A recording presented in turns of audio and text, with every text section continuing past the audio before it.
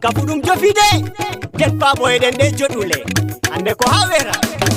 jen jamnati sortorako Diombadio a ari jam wara wulu mulina nene wara wulu mulina sehlabe jamnati sortorako Diombadio a ari jam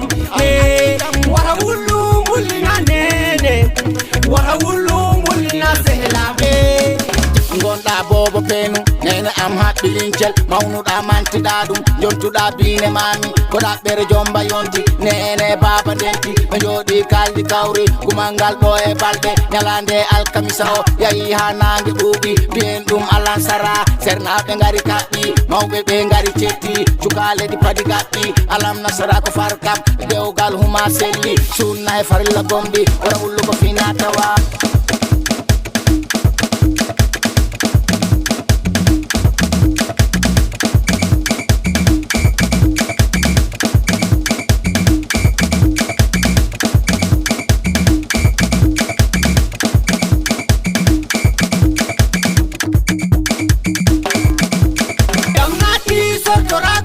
sortorako Diombadio a ari jam wara wulu mulina nene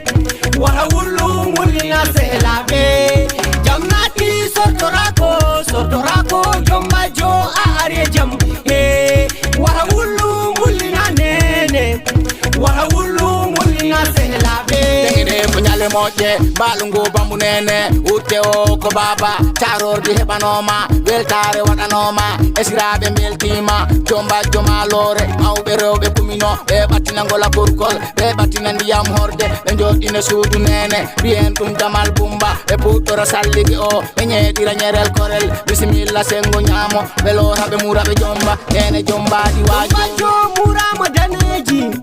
gire jama gomɗi wayla ko yurmini nene baba ɗimbajo Diombadio muñal negi e yonninare ɗum no won e ma wara yeddu kongol gendamma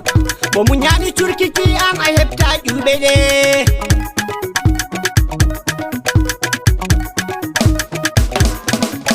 jamnati sortorako Diombadio a ari jam wara wulu mulina nene wara wulu mulina sehlabe jamnati sortorako Diombadio a ari jam wara wulu mulina nene